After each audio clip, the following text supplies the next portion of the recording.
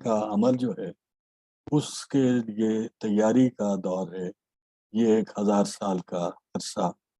یا یوں کہہ لیں کہ اس سے پہلے کے سارے ارتقاء کی جو مختلف منزلیں ہم دیکھ آئے ہیں ان کے اپنے پورے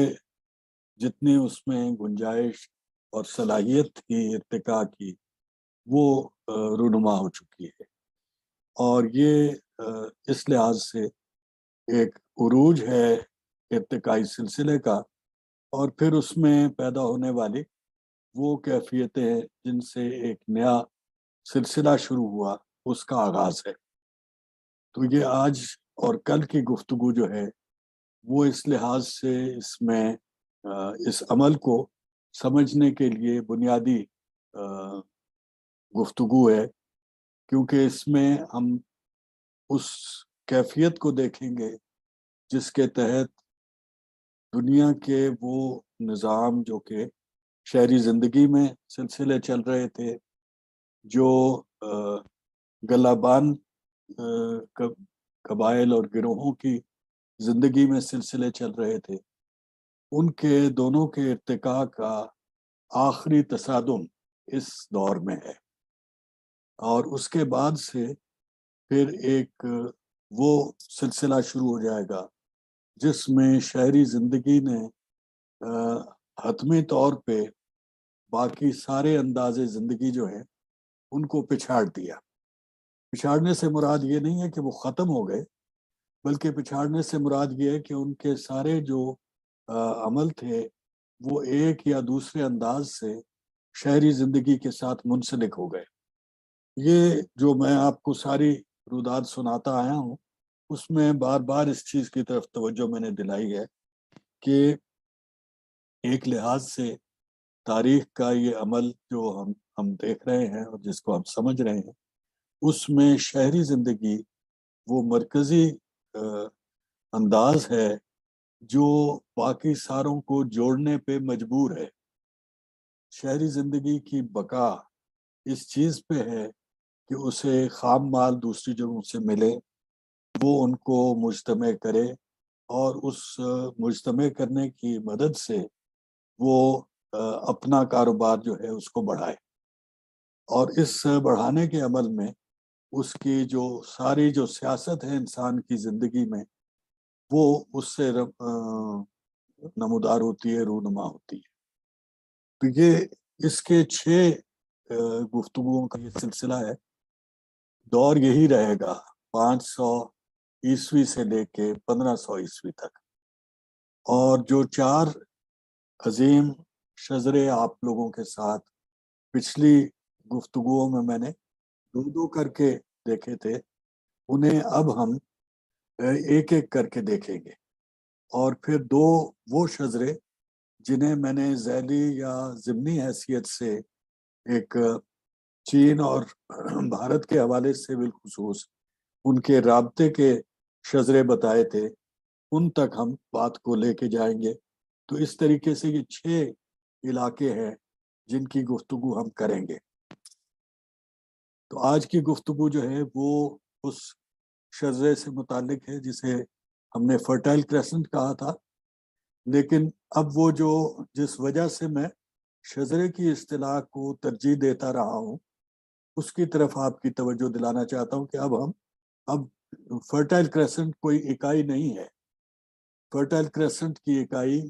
بطور شجرہ اس زمانے میں شجرہ تھا جب ہم بابل اور مصر کے تمدنوں کے ارتقاء کو دیکھ رہے تھے۔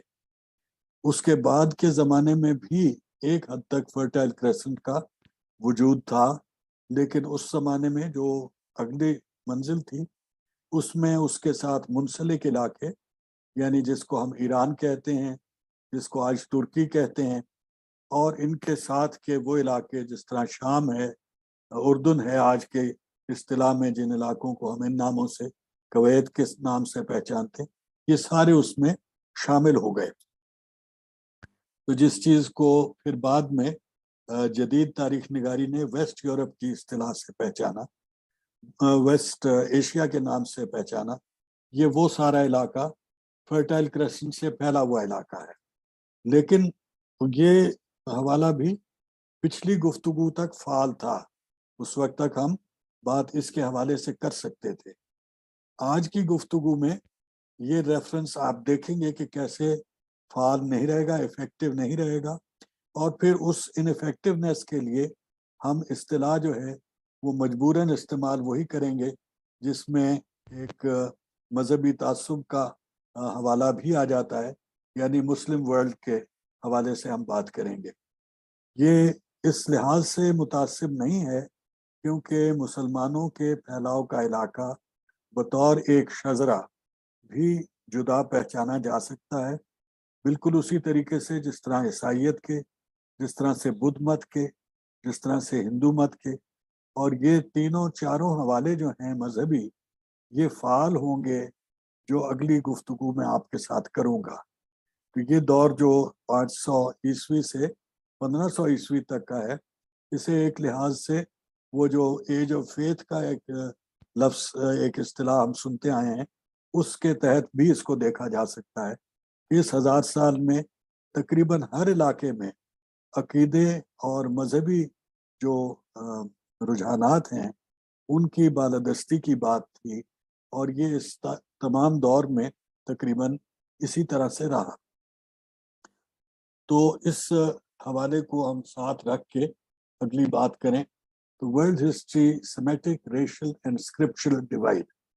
सेमेटिक जो लोग थे उनकी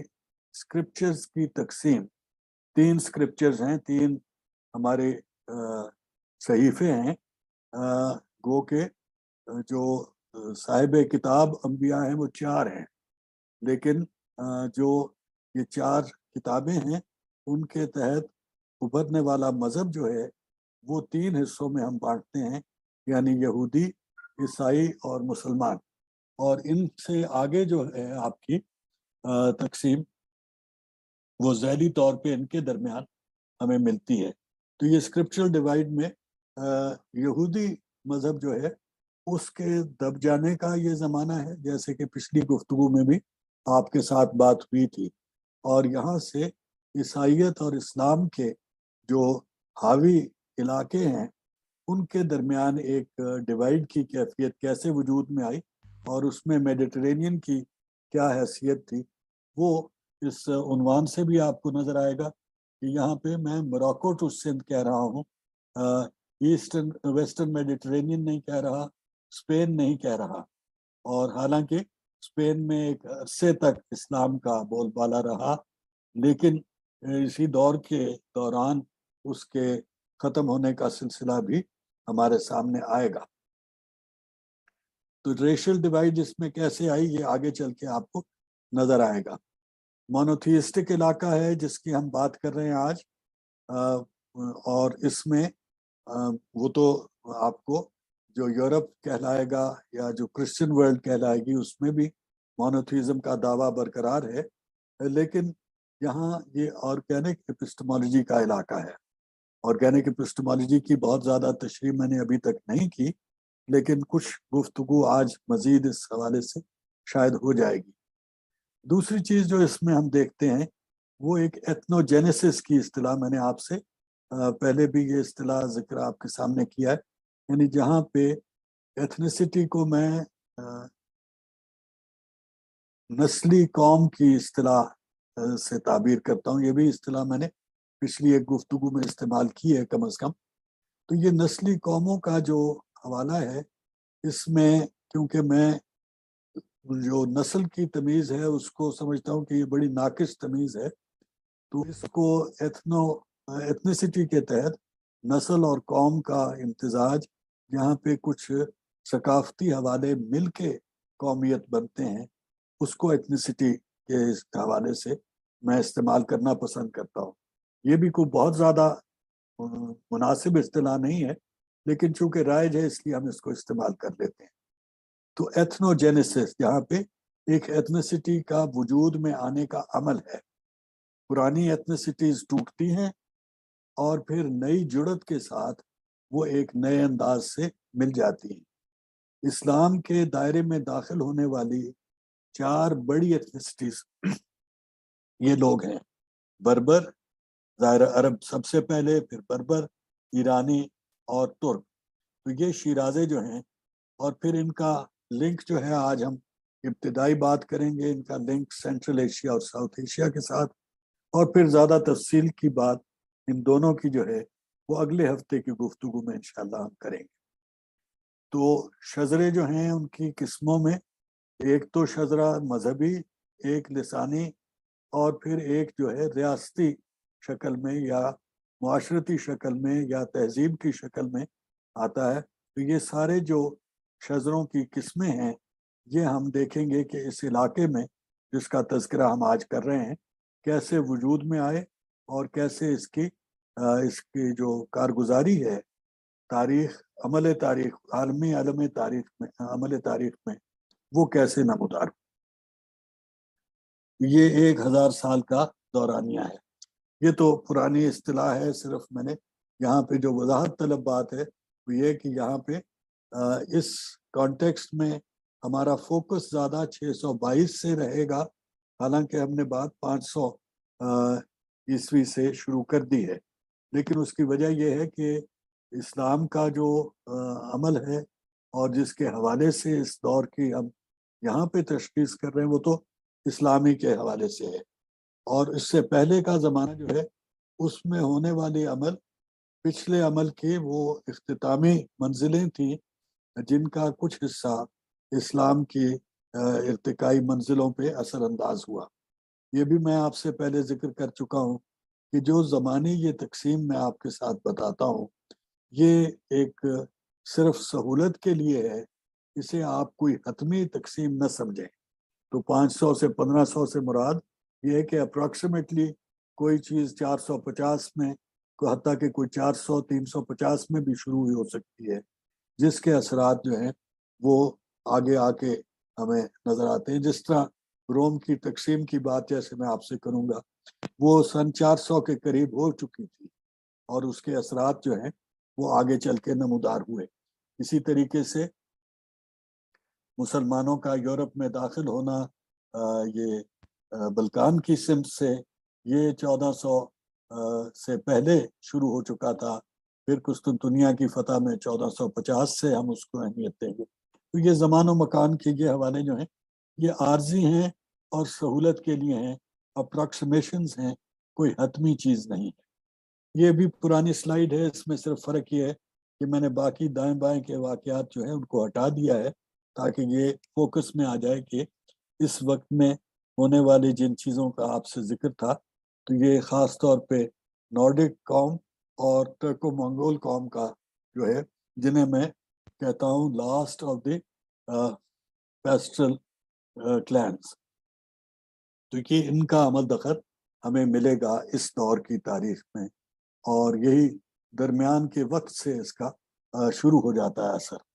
اور یہ آج کی اور کل کی دونوں کی گفتگو میں آپ کو اس کے اثرات ملیں گے. یہ بھی پرانا نقشہ ہے، صرف آپ کو یاد دہانی کے لیے کہ ہم کہاں پہ پھر رہے ہیں اور کون سے علاقے ہیں. تو یہ جو جوڑ تھا اس میں اب یہ آپ کو علیحدہ ہوتی چیز نظر آئے گی جو آگے کی بات میں ہے. یہ بھی پرانی سلائیڈ ہے جو آپ کو مسلم ورلڈ کے حوالہ سے بتایا، مگر یہاں پہ جو توجہ طلب بات ہے وہ یہ ہے کہ یہ میڈیٹرینین کا جنوبی ساحل اور اس سے منسلک علاقہ ہے، اور یہاں پہ تھوڑا سا میڈیٹرینین کے جو شمالی ساحل ہے اس پہ سبز رنگ آپ کو نظر آ رہا ہے. اور یہ سینٹرل ایشیا میں داخل ہونے تک اور بھارت میں داخل نہ ہونے کے اسباب جو ہیں اس کی کیفیت تو آپ بخوبی جانتے ہیں. ہمارا سارا جو تاریخی شعور ہے وہ اسی مرکزی نقطے سے متعلق ہے، اور اسی کو کنٹیکسچلائز کرنے کا ایک وعدہ میں نے آپ سے کیا ہوا ہے جو اس گفتگو کے سلسلے کا عنوان ہے. لیکن آپ اس کے یہ حوالے تو جانتے ہی ہیں کہ مذہبی تقسیم اس طرح سے کیوں ہے. تو اس دور کی جس خاصیت کی طرف اب ہمیں توجہ دینی ہے وہ میڈیٹرینین کی اسی تقسیم کی بات ہے. اور یہ میں نے اصطلاح استعمال کی ہے ٹرائیفرکیشن، یعنی 3 حصوں میں تقسیم ہونا رومن ایمپائر کا. पहले रोमन एम्पायर का मशरिक और मगरिब के दो हिस्सों में तकसीम होने का अमल है, जिसमें ईस्टर्न और वेस्टर्न रोमन एम्पायर, ये डायोक्लिटियन और फिर कॉन्स्टेंटाइन के जो इंतज़ामी मामलात थे उनमें नमूदार हुआ कि रोम के वसत को समेटने और संभालने के लिए, और ये भी आप देखेंगे ये काफ़ी मामूल की तकलीफ या दिक्कत है, जो बहुत बड़ी रियासतें हो जाती हैं उन्हें कोई इस किस्म की एडजस्टमेंट की ज़रूरत पड़ती है। फराज साहब हमारे साथ हैं, ये मुग़लों के इस मसले के साथ बहुत अच्छी तरह से वाकिफ़ हैं। मैं थोड़ा सा सल्तनत दिल्ली के हवाले से इस बात की तायद और तस्दीक कर सकता हूँ कि साउथ एशिया में ये नॉर्थ साउथ डिवाइड की शक्ल इसमें रही, और ये मसला शायद अशोक साहब को भी किसी हद तक दरपेश आया था, लेकिन उसकी क्योंकि ऐसी तफसील हमारे पास नहीं है इसलिए हम कह नहीं सकते, या उसका इंतज़ामी अंदाज कुछ मुख्तलिफ था। बहरतौर ये जो ज़्यादा बड़ी रियासतें हो जाती हैं उनमें फिर इंतज़ामी मसाइल के लिए कई दफ़ा उन्हें तकसीम किया जाता है, और फिर अमलन वो तकसीम जो है उससे नई शिराजा बंदी और नई शजरे जो हैं वो वजूद में आ जाते हैं। तो ऐसा यहाँ पे हुआ, और इसमें दूसरा असर जो था वो ये था कि रोम की जो रियासत है उसकी शुमाली तरफ दोनों जानिब अलहदा-अलहदा हमला आवर थे। यहाँ पे मैंने जर्मैनिक का ज़्यादा जिक्र किया है क्योंकि उसका तज़किरा भी ज़्यादा है और उसकी अगले मामलात में अहमियत भी ज़्यादा है, लेकिन इसी हद तक और इसी तरीके से एक असर जो है वो अटेला और उसके हम यानी तुर्की मिजाज के लोगों का था, जो कि स्लाविक लोगों पे हुआ, और उसका तज़किरा निस्बतन कम मिलता है। हम कोशिश करेंगे कि कल की गुफ्तगू में थोड़ी सी ज़्यादा बात उसके हवाले से कर ली जाए। जनूब का जो हिस्सा था वेस्टर्न रोमन एम्पायर का, उसमें वेस्टर्न रोमन एम्पायर पहले तकसीम हुई जनूब और शुमाल की तकसीम में, जिसमें कार्थेज और लिबिया के इलाके जो हैं वो जैसे आपको पिछले नक्शे में एक में मैंने दिखाया था वैंडल्स वगैरह का आना जाना जो है उसमें, और गॉथ्स के जो हैं, तो विजिगॉथ ऑस्ट्रोगॉथ जो इनके दबाव थे उनके असरात ने नॉर्थ में असर ज़्यादा किया और कुछ साउथ में। तो साउथ में कार्थेज और लिबिया वाला जो इलाका था वो जुदा होने का एक रुझान पैदा हो गया, और शुमाल के इलाके में रोम के जवाल के साथ साथ गौल का इलाका, जो कि एक कदीमी इलाका था और जो यहाँ पे एक कदीमी कौम बसती थी जिन्हें रोमन्स ने दबा दिया हुआ था, वो उभरने लग पड़े। तो ये रोम की इस तकसीम के नतीजे में तीन हिस्से, ये जो 500 और 622 के दरमियान का अरसा है उसमें भी, और जैसे मैंने बताया उससे पहले से भी ये दबाव चले आ रहे थे, और इनका नतीजा जो है वो इस दौर में जिसकी बात हम यहाँ पे कर रहे हैं, ख़ास तौर पे मुसलमानों की जो एक्सटेंशन का सिलसिला है, जो उनकी फतूहात का मामला है, उसमें इसके ऊपर आप तवज्जो रखेंगे कि इसके बहुत सारे असरात हैं। इसी तरीके से बाज़ंतीनी जो रियासत वजूद में आई यानी ईस्टर्न रोमन एम्पायर, उसका सासानियों के साथ तनाज़ा जो है इसका तो तज़किरा कुरान पाक में भी किया गया है, और उसकी 630 के करीब की कैफियत जो है उसका तज़किरा हमें कुरान में मिलता है। उसके वहाँ के जो तनाज़े हैं उनकी वजह से बाज़ंतीनियों का मिस्र के ऊपर गिरफ्त जो है वो भी ख़त्म हो गई, और ये जो है इससे वो जो नॉर्थ साउथ डिवाइड है मेडिटरेनियन की, ये जो बाइफरकेशन है नॉर्थ टू साउथ, वो मजीद सहल हो गई, जिसकी वजह से कार्थेज के करीब से उभरने वाली जो ताकतें थी वो शुमाल का हिस्सा जिसे अफ्रीका का बर आज़म अब कहते हैं, यानी मेडिटरेनियन का सदर्न साहिल जो है उसमें होनी शुरू हो गई, और यहाँ पे मिस्र के साथ जो उसका ताल्लुक है उसकी भी एक अहमियत है। तो कार्थेज और मिस्र की जो पुरानी तहजीबें हैं उनके असरात यहाँ पे आप इस हिस्से में इस इलाके की यकजहती में देखेंगे। तो मुसलमानों की जो ये क़यादत उभरी अरबों के साथ, उन्होंने जो رجحانات اپنے سامنے دیکھے، اس میں جو امکانات انہیں نظر آئے، اس میں انہوں نے اس ساری چیز کو استعمال کیا، اور اسی کی وجہ سے ان کی جو جڑت ہے مختلف طرح کی، مختلف کنورشن کا مثلاً جو معاملہ ہے، اس میں عیسائیت کے یہ مسائل اور روم کے ساتھ تنازع، وہ تنازع جو کہ امپیریل روم کے اپنے ساؤتھ کے ساتھ تھے، یعنی میڈیٹرینین لیک کے جو جنوبی علاقوں کے ساتھ سوتیلا سلوک روم کی ریاست نے کیا، اس کے بھی کچھ اثرات اس میں شامل ہیں، اور پھر ان کی پرانی تہذیبوں کے اثرات بھی کچھ شامل ہیں۔ تو اس چیز کا اثر مسلمانوں کے اس پھیلنے کے اوپر سارا ہوا۔ اسی طریقے سے یہاں پہ اس علاقے میں جو پرانے لوگ رہتے تھے، جن کی نسلی قوم کو بربر کی اصطلاح سے پہچانا جاتا ہے، اور جن کی محبت میں ابن خلدون فریفتہ تھا ان کے بارے میں، اور انہی کے لیے اس نے تاریخ کے اپنا بیان جو ہے بیانیہ مرتب کرنے کی خواہش کی۔ تو بربروں میں اور بدو عربوں میں کچھ چیزوں کی ایسی مشابہت اور مطابقت تھی، ان کی جو گلہ باندھ زندگی کے حوالے اتنے قریبی تھے، لسانی حوالے اتنے قریبی تھے کہ ان کا لین دین ایک اور انداز سے ہوا، اور عربوں کا وہ لین دین جو کہ ایران کی ریاست میں ہوا یا بازنطینی علاقوں میں ہوا، اس کے انداز مختلف تھے۔ ایران کی ریاست کے علاقوں میں بھی جو لین دین کا سلسلہ ہے، اس میں چونکہ بدوؤں کو ایران کی تہذیب کی وہ نفاستیں، وہ سوفسٹیکیشنز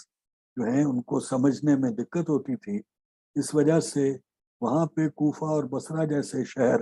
آباد کر کے ایک رابطے کا سلسلہ رکھا گیا۔ مصر اور لیبیا میں ایسے معاملات نہیں تھے۔ شام اور اردن کے علاقے جو ہیں، ان میں بھی کچھ عرب مزاج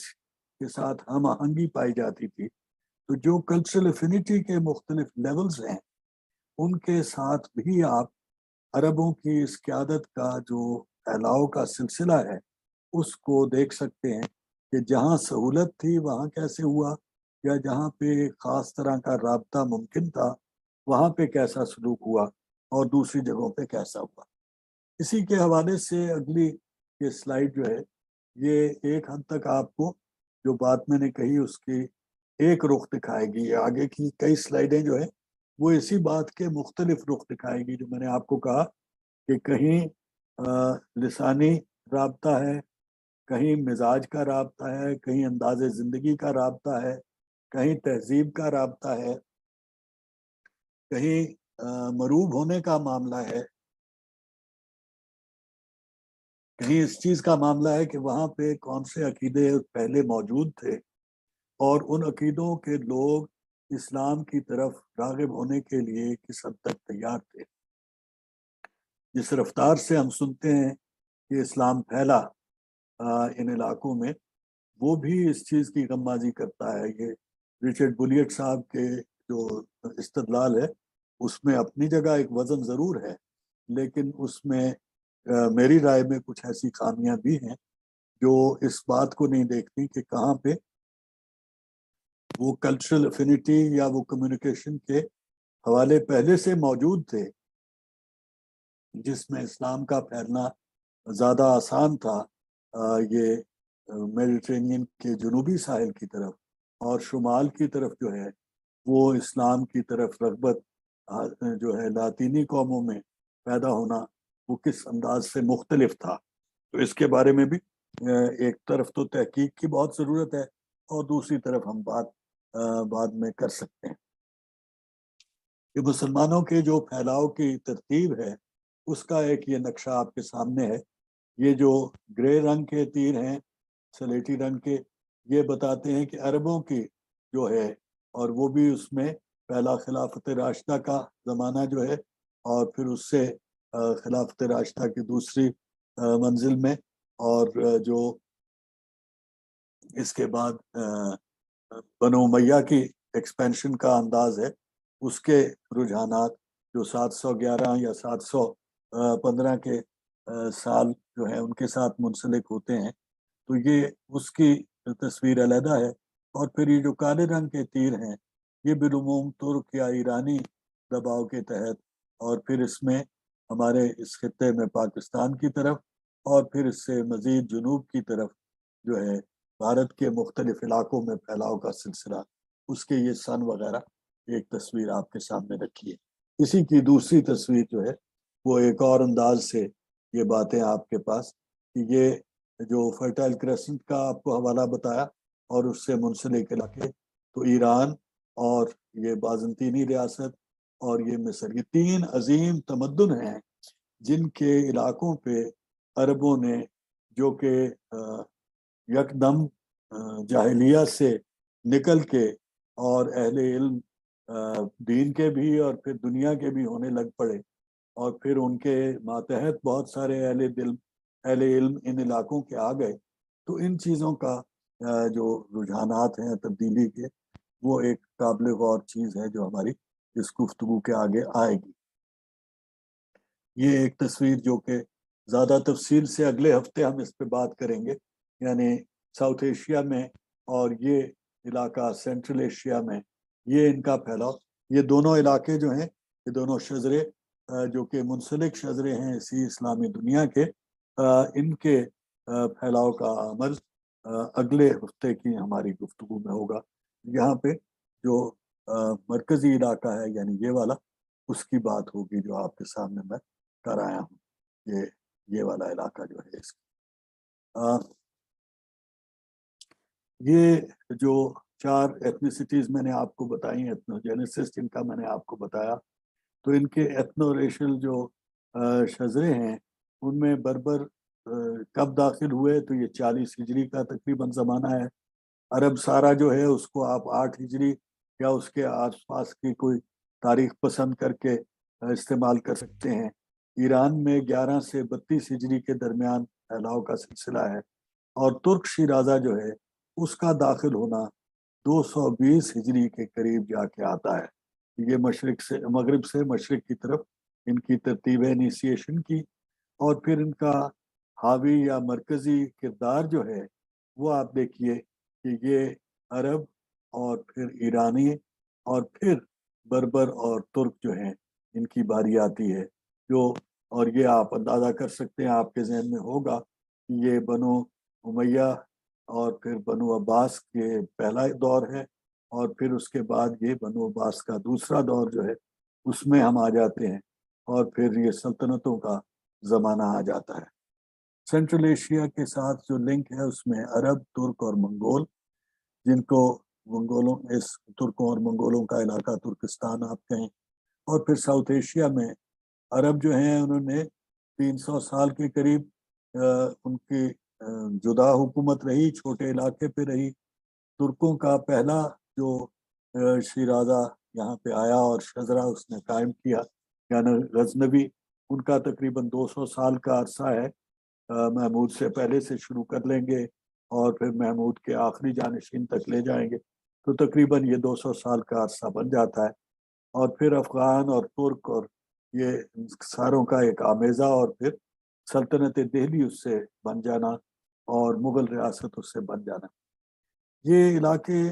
जैसे मैंने अभी आपके साथ जिक्र किया, ये इब्तिदा में तो पेरिफेरल थे खिलाफत के लिए, ये सरहदी इलाके थे, बिल्कुल उसी तरीके से जिस तरह स्पेन था और सेंट्रल एशिया का इलाका और साउथ एशिया की सरहदी इलाके जो हैं वो खिलाफत के दौर में तो यहीं तक रही बात। लेकिन इनका अंजाम जो है उसको आप किस तरह क्लासिफाई करेंगे, इसके बारे में कुछ आपकी राय से मैं भी मुस्तफीद होना चाहूँगा कि आपको ये चीज़ कैसे नज़र आती है। तो खिलाफत की जो 4 स्टेजेस 1, 2, 3A और 3B करके मैंने बयान किए हैं, यानी खिलाफत राशिदा, खिलाफत बनो उमैया, बनो अब्बास का पहला और फिर बनो अब्बास का दूसरा दौर, और फिर सल्तनत के ज़माने हैं जिसमें गजनी से लेके उस्मानवी सल्तनत की बात तक की जा सकती है। और फिर बादशाहतें हैं, तो उस्मानवियों को आप बादशाहों में भी शुमार कर सकते हैं, और लेकिन ये हमारे आमतौर पे हमारे इस दौर के बाद का सिलसिला है, यानी जिसे जदीद दौर या अर्ली मॉडर्न की इस्तिलाह भी कहीं इस्तेमाल होती मैंने सुनी है। अरबों की क़यादत की ये जो 3 मंजिलें मैंने आपको बताई, इनमें बनु अब्बास के जो 2 हिस्से हैं उनमें ईरानियों की बालादस्ती नमूदार होती है। और बनु अब्बास की खिलाफत में एक बात जिसकी मैं ज़रूर निशानदही करना पसंद करता हूँ, वो ये है कि गो बनु अब्बास की खिलाफत में इल्म की खिदमत का बहुत ज़्यादा जिक्र है, गो इसमें इंतज़ामी खूबियों का बहुत ज़्यादा जिक्र है, लेकिन इनका इलाका बनु उमैया के मुकाबले में काफ़ी कम था। इसकी वजह पे मैं आपको भी दावत दूंगा गौर करने के लिए, और कम से कम आज मैं इसकी वजाहत नहीं करूंगा कि मेरी क्या राय है। अगर सवाल भी पूछेंगे तो इंशाल्लाह आज नहीं बताऊंगा कि मेरी राय क्या है कि क्यों ऐसा हुआ। अलबत्ता ये काबिल गौर चीज़ ज़रूर मेरी राय में है। तो ये बनु अब्बास की जो खिलाफत का पहला अंदाज भी था और फिर दूसरा भी, उसमें जो चीज़ ख़ास तौर पे मुझे बहुत दिलचस्प लगती है और मैं आपको भी इस पे गौर करने की दावत दूंगा। हमने तो अंग्रेज के खिलाफ एक वो वॉर ऑफ इंडिपेंडेंस की इस्तिलाह हम इस्तेमाल करते हैं, हमने की, बल्कि कई मरतबा अंग्रेज को अपने इलाके से बेदखल करने की हमने कोशिश की। मजे की बात यह है कि ईरानी जो हैं वो इंतहाई कौम परस्त लोग हैं, और आज भी वो अपनी ईरानी तशख्खुस को अलावा एक मजहबी हवाले से, वो एक तहजीबी हवाले से अपने तशख्खुस के बहुत वो उनको एहसास है और उसका वो इजहार भी करते हैं। लेकिन इन्होंने अरबों को निकालने के लिए कोई जंग आज़ादी नहीं लड़ी, बल्कि इन्होंने अपने तौर पे और अपने अरबों की वजह से की तरफ से उन्होंने अपने तौर पे इंतज़ामी और सियासी क़यादत जो है वो रफ्ता रफ्ता ईरानियों को, जिनका तमद्दुन उनसे पुराना था और जिनके तमद्दुन की खूबियाँ उससे पुरानी मालूम थी, वो उनके हवाले कर दिया। और फौजी क़यादत जो है वो रफ्ता रफ्ता तुर्कों के हवाले कर दी, और ख़ुद जो है वो बद्दू अरब जो है उनकी अक्सरियत तो अपनी बैरकों में समझें या बद्दू बन के वापस अरब के रेगिस्तान में चले गए। ताजिक के नाम से पहचाने जाने वाले और कहीं फर्द फर्द या गिरोह गिरोह छोटे टोलियों की शक्ल में या कबाइल की शक्ल में अरबों के जो सेटलमेंट्स हैं वो अलबत्ता उनकी रियासत के मुख्तलिफ इलाकों में रह गई। ये जो नौयत है और ये जो कॉलोनियल डिस्कोर्स में जब हम बात करेंगे तो वहाँ पे ख़ास तौर पे इस फ़र्क को आप ज़रा जहन में रखिए कि ये क्या तब्दीली है, और इसको फिर पीछे की तारीख में देखिएगा और जो इर्द गिर्द की तारीख में कि कब कब इंसानों ने अपने ऊपर हमला करके फतह करने वालों को बाद में पिछाड़ा और अपनी रियासत या अपना इलाका जो है उस पर अपनी तहजीब या अपना अंदाज बहाल किया, लेकिन कब कब इसके बगैर उनकी जो उनका असर अपने फातियों के ऊपर आ गया। ये इस किस्म की चीज़ जो है मेरा ख्याल है कि कुछ देखने में आपको शायद दिलचस्पी हो। जो अरबों जो तुर्कों और बर्बरों की क़यादत का ज़माना है उसमें खिलाफत की जगह हमारी इस्तिलाह बदल जाती है, और ये रियासत की वो शक्ल की तब्दीली है जिसका शायद पहला वाज़े जो तज़किरा है वो मौलाना मौदूदी साहब ने किया था। ये सल्तनत का अंदाज़, लेकिन सल्तनत से पहले भी वो मलूकियत के जो अंदाज हैं, पहलू हैं, वो खिलाफत राशिदा से निकल के बनु उमैया और फिर बनु अब्बास की खिलाफत में आ चुके थे। तो ये उसमें जो तुर्कों का अंदाज है उसमें 2 इस्तिलाहें हम इस्तेमाल करते हैं, अमीर और सुल्तान, जो नए किस्म के हाकिम हैं, और इनकी हाकमियत का अंदाज जो है उसमें बहुत सारी ऐसी चीज़ें आ जाती हैं जिन्हें आप उस खिलाफत का कि अगली यानी एक इर्तिका इंतज़ामी शक्ल में आप कह सकते हैं, लेकिन दूसरी तरफ एक तगय्युर है, एक तब्दीली है जो उस निज़ाम से आई, और उसमें ये जो मुख्तलिफ नाम मैंने आपके सामने रखे हैं ये इनके असरात इसमें नमूदार होते हैं। तो कुछ इलाकों और कुछ लोगों के नाम मैंने आपके सामने रखे हैं, और ये भी तवज्जो दिलाई है कि स्पेन में जो शजरा था, जो बनो अब्बास के दौर के तकरीबन शुरू में अलहदा हो गया, वहाँ पे असरात और नौयत हुकूमत की जो है और मिजाज लोगों का जो है, उसके ऊपर ये छाप है, जो कि जुनूब के इलाके में अगर इनको बाकियों को आप शुमार करें तो ये सारे नहीं पाए जाएंगे, यानी लैटिन, आइबेरियन और गैलिक असरात नहीं हैं, लेकिन रोमन असरात और कुछ जो वो गॉथ्स और वेंडल्स के असरात आपको मिलेंगे, मगर बहुत सारे असरात वो हैं जो इससे पहले के ज़माने से चले आ रहे थे। ये फिर वो नक्शे दो चार आ गए। ये नक्शा जो है ये खिलाफत का 750 में फैलाव का इलाका है, और यहीं पे आप वो तकसीम देखना शुरू कर देंगे कि जो ये रंग दो आपको मिलते हैं, ये बतदरीज कैसे बनो अब्बास की खिलाफत जो है वो पसपा होती गई। और इसके मुतरादिफ और मुतबादिल जो मुकाबले पे आप देखें तो ये यूरोप में जो रोम से गौल का मैंने आपको बताया क़यादत का बदलना, तो ये गौल के इलाके में, लेकिन गेलिक के अलावा यहाँ पे फ्रैंकिश लोग आ गए हैं। ये जर्मैनिक लोगों में एक खास अलहदा शजरा है, शिराजा है, और इस शिराजे की खासियत ये है, एक तो खासियत ये है कि लिसानी तौर पे हम जो फरंगी की इस्तिलाह इस्तेमाल करते रहे सारे इधर से आने वाले लोगों के लिए, वो इन्हीं फ्रैंक्स के नाम से थी। और ये फ्रैंक जो हैं ये जर्मैनिक कौमों में एक लिहाज से मरकजी हैसियत इसलिए इख्तियार कर गए कि यही वो लोग हैं जहाँ पे पहला ताल्लुक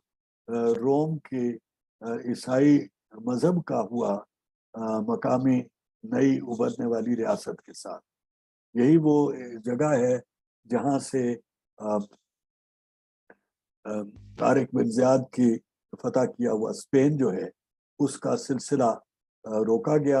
और यहीं से पसपाई जो है वो शुरू हुई, जो गौल गौल की हुकूमत की तरफ से फ्रैंक्स की हुकूमत की तरफ से मुकाबला हुआ ट्रोयस की जंग में। तो यहाँ पे ये इलाका जो है, इसकी खूबी और खुसूसियत जो मैं आपको तवज्जो दिलाना चाह रहा हूँ वो ये है कि ये गौल केल्टिक लोगों में भी मुनफरिद है, ये गौल उन जर्मैनिक लोगों में भी मुनफरिद है, और ये गौल अपने तौर पे भी उस लिहाज से मुनफरिद है कि ईसाइयत के फैलाव की, जो कल इंशाल्लाह ज़्यादा तफसील से मैं दिखाऊंगा आपको तस्वीरें, लेकिन कुछ तज़किरा पिछले हफ्ते भी हुआ था, तो वो उसमें ये इलाका है जहाँ पे पहले से ही तकरीबन ईसाइयत का बीज और यहाँ पे उसकी मरकजी हैसियत जो है वो तस्लीम की जाने लग पड़ी थी। रोम में अभी उसका इतना बोलबाला नहीं था तब भी।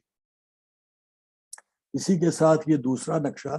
जो पहले आज ही गुजरने वाले दूसरे नक्शे के साथ आप मवाजना कर लें, ये दोनों एक ही एटलस के नक्शे हैं, और ये 13वीं सदी में मुसलमानों की फतूहात के इलाके हैं।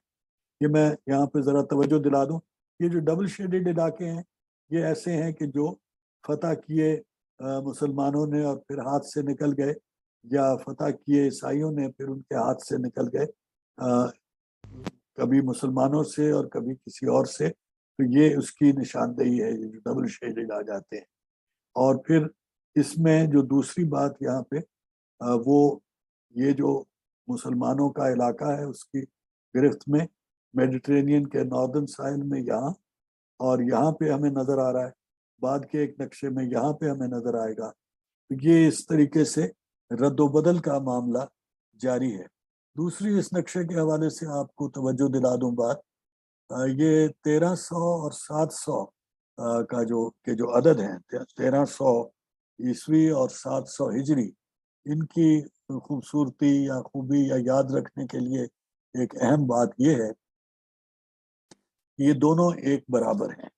यानी सन 1300 ईस्वी और सन 700 हिजरी बराबर हैं।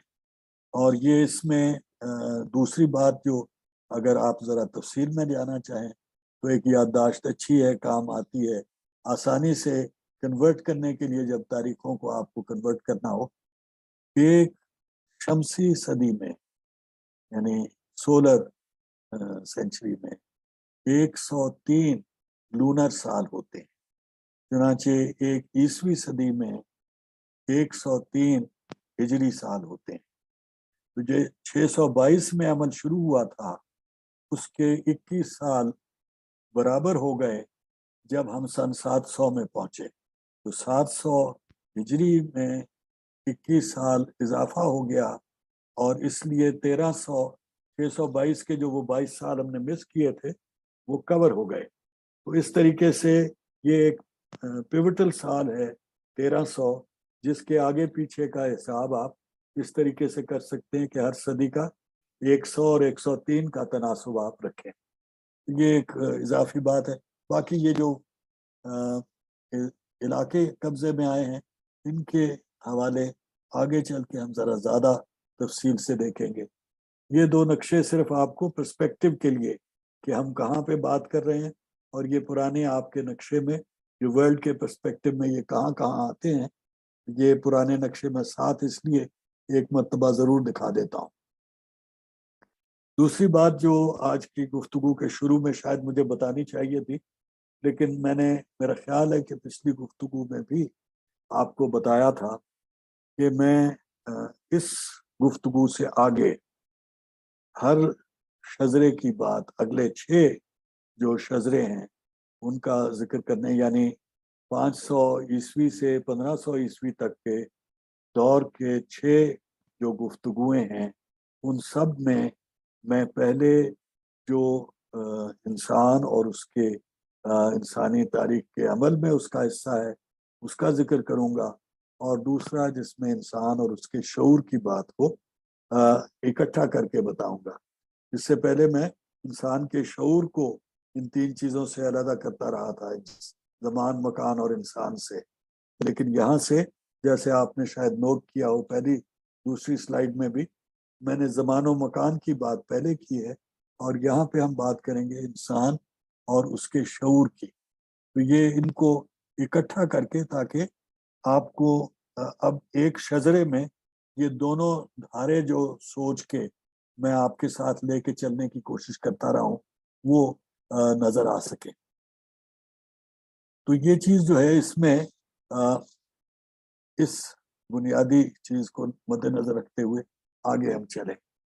یہ بات تو پہلے بھی میں کر چکا ہوں، لیکن اس میں ہائی لائٹ میں نے کیا ہے مونوتھیسٹک ورلڈ آف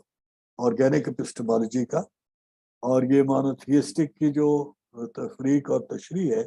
وہ بھی میں نے آپ سے تھوڑی سی یہ کی تھی. عیسائیت کا بھی دعویٰ ہے مونوتھیسٹک ہونے کا، لیکن وہاں کی سوچ میں اب ہمیں آرگینک اپسٹمالوجی کا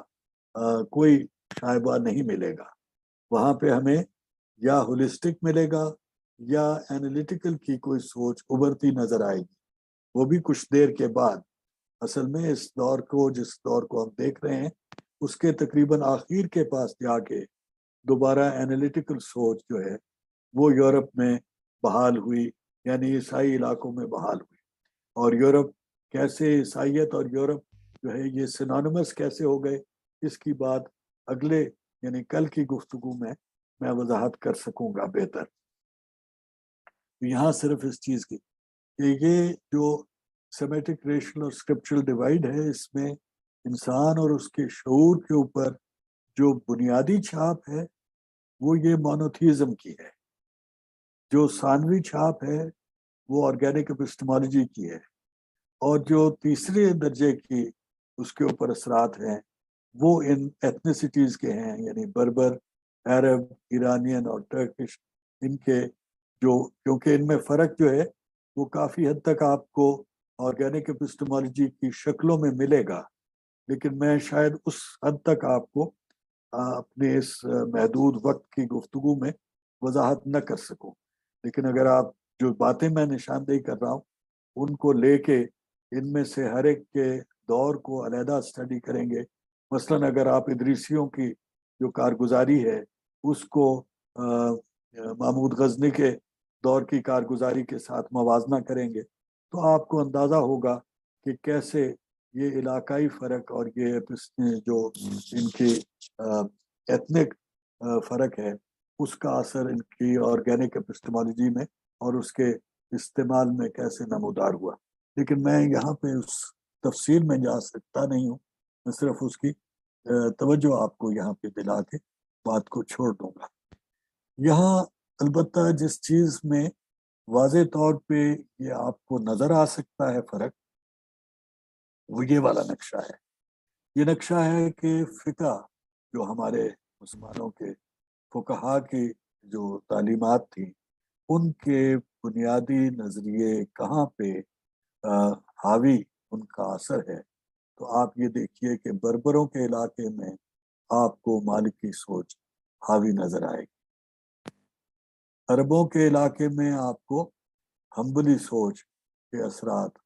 نظر آئیں گے، اور پھر آپ جب ترکوں کے علاقے میں داخل ہوں گے تو آپ کو حنفی سوچ جو ہے وہ حاوی نظر آ رہی ہے، اور یہ ایرانی علاقے میں آپ کو جعفری اور سوچ جو ہے وہ نظر آ رہی ہے. شافعی سوچ کی زیادہ دلچسپ بات ہے کہ یہ سمندری ساحلی علاقے پہ پائے جا رہے ہیں، اور اتنا فاصلہ جس کی ہم اتنے مستقل تذکرہ کرتے آ رہے ہیں کہ یہ رابطے میں کتنی رکاوٹ ہے، اتنا بڑا سمندر. تو ان سمندروں کے دونوں حدود پہ یہ فکری استدلال کا جو حوالہ سمندری زندگی سے نمودار ہوتا ہے اس کے ساتھ تعلق ہے بہت بڑا اس فقہ کے مزاج کا فرق. اور آپ دیکھیں کہ اس کے تمام علاقے جو ہیں وہ اکثر سمندری سرحدی علاقے ہیں، حتیٰ کہ یہاں پہ بھی اگر آپ بلیک سی کے ساتھ اس کو ملانا پسند کریں تو یہ آپ کو اثر نظر آئے گا. جو اور دلچسپ ایک بات ہے جس کی تفصیل میں پھر نہیں جا سکتا، وہ یہ کہ جو اہل تشریح کی ریاستیں ہیں ان کے پہلے ہمیں ریاستی شکل اس علاقے میں ملتی ہے، اور پھر یہاں پہ اس وقت سنی سوچ کا گڑھ ہے، اور پھر یہ رد و بدل ہو جاتا ہے. یہاں پہ سنی سوچ حاوی ہو جاتی ہے اور یہاں پہ شیعت کا اثر ہو جاتا ہے. یہ اس کے پیچھے کیا راز ہے اور اس کے اوپر کوئی غور و خوض کی گنجائش کتنی ہے، یہ ایک ایسا موضوع ہے جس کو میں صرف اس سے ابھی تک فیسنیٹ ہونے تک پہنچا ہوں. میں اس سے آگے اس کی پیروی نہیں کر سکا، لیکن یہ ایک عجیب بات ہے جو کہ میری نظر میں رہتی ہے. یہ جو مسلمانوں کی یہ سوچ کے حوالے ہیں، ان میں جہاں فقہ کے حوالے سے یہ آپ کو میں نے بہت کلیئر واٹر شیڈز بتائے، وہاں پہ جیسے آگے چل کے مزید اس بات کی وضاحت ہو جائے گی، کیونکہ فقہ کا مسائل جو ہیں یہ مسلمانوں کے ارتقاء کی دوسری منزل کا معاملہ ہے.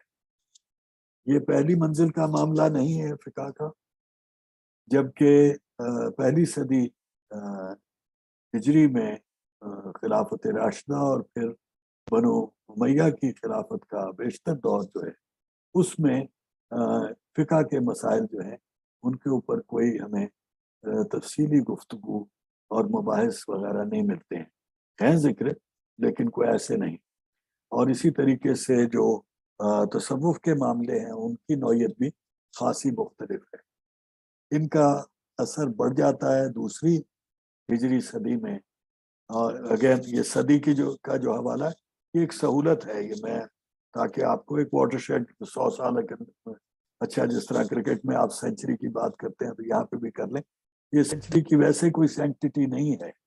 کہ یہ ہجرہ صدی کو آپ علیحدہ سے اس طرح کہیں، لیکن ایک سہولت کے لیے میں استعمال کر رہا ہوں. لیکن اس کے بعد سے یعنی تیسری صدی 200 ہجری کے بعد سے 220-30 ہجری کے بعد سے کئی ایسے نئے رجحانات پیدا ہونے لگے جنہیں میں تیسری منزل کہتا ہوں. تو اکثر جو ہماری تفریق ہے، جو ہماری وضاحتیں ہیں، جو وہ اس زمانے میں جا کے ابھرنے شروع ہوئے. تو اس حوالے سے مسلمانوں کی سوچ کا جو علاقہ ہے، دائرہ ہے، اس میں قدرتی معاملات کے اوپر غور و خوض یہ ایک عام موضوع تھا مسلمانوں کی سوچ میں، جسے ہر دور میں آپ اس میں مسلمانوں کی کنٹریبیوشن دیکھ سکتے ہیں، حتیٰ کہ جدید زمانے میں۔ دوسرا، مسلمانوں کی جو سوشل آرگنائزیشن ہے اور اس میں جو عقیدے اور مذہب کے ساتھ روحانیت کا معاملہ ہے، یہ ایک بہت مرکزی موضوع تھا جو انکوائری اور بلیف کے حوالے سے۔ میں اس چیز کی طرف آگے بھی چل کے آؤں گا، لیکن یہاں پہ ذرا سا اس بات کو تھوڑا سا اور آگے بڑھا دوں کہ یہ مسلمانوں کے لیے کوئی چیز روحانیت سے باہر بظاہر نہیں تھی۔ ہر چیز کا تعلق، وہ جو جس وجہ سے میں نے شروع کے آپ کے ساتھ گفتگو میں بھی یہ روحانیت کا تصور بیچ میں اور روح اور اسپرٹ کا جو معاملہ ہے وہ آپ کے سامنے رکھا تھا، یہ ایک پہلو ہے سوچ کا جو مغرب کا دعویٰ ہے کہ بند ہو گیا ہے، مجھے بند ہوا نظر نہیں آتا ان کے پاس بھی۔ دوسری جگہوں پہ کہیں پہ کسی کا شاید اتنا مکمل دعویٰ نہیں ہے کہ یہ بند کر دیا گیا ہے، لیکن ہم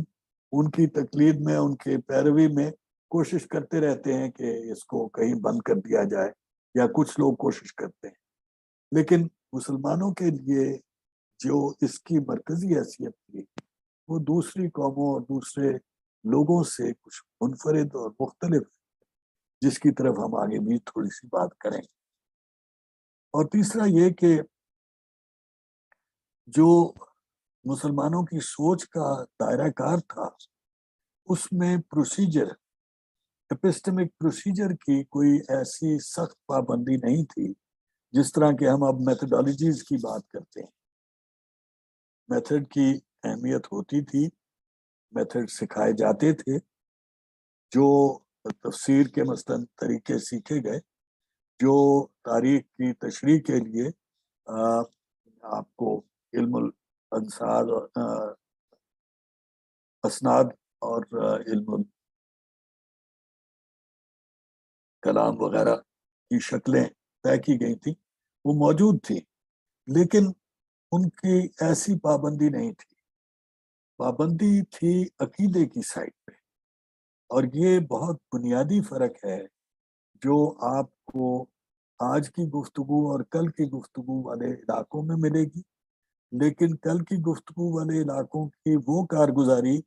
جو اس سے اگلے دور میں ملے گی، وہاں پہ اصل امپیکٹ ہے اس بات کا کہ کیسے فکری بنیاد کا تبدیل ہونا۔ کیونکہ میں یہاں پہ شاید میں نے پہلے آج بھی ذکر کیا ہے، یہ دور جو ہے، یہ ایج آف فیتھ ہے، یہاں پہ تقریباً ہر قوم نے، ہر مذہب نے، ہر مسلک نے یہ تسلیم کیا کہ مذہب کی اور عقیدے کی اور روحانیت کی ایک اہمیت ہے، اور انسان نامکمل ہے اس بحث کو زندگی کے مباحث میں شامل کیے بغیر۔ البتہ آج ہم یہ سمجھتے ہیں کہ وہ اس کے فعال ہونے میں رکاوٹ ہے اگر اس بحث کو شامل کر لیا جائے۔ یہ جو بڑا فرق ہے ہمارا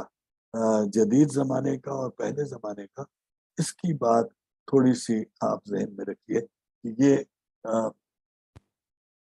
ہمارے اس نظام میں آتی ہے۔ اسی بات کا ایک اور رخ ہے، یہ میں نے اس سلائیڈ کے میں پڑھ کے آپ کو نہیں سناؤں گا، یہ اس سلائیڈ کو عذرائے کرم توجہ سے پڑھیں اور اطمینان سے اس کے اوپر غور کریں۔ یہ میرے لیے ایک بہت اہم بیان ہے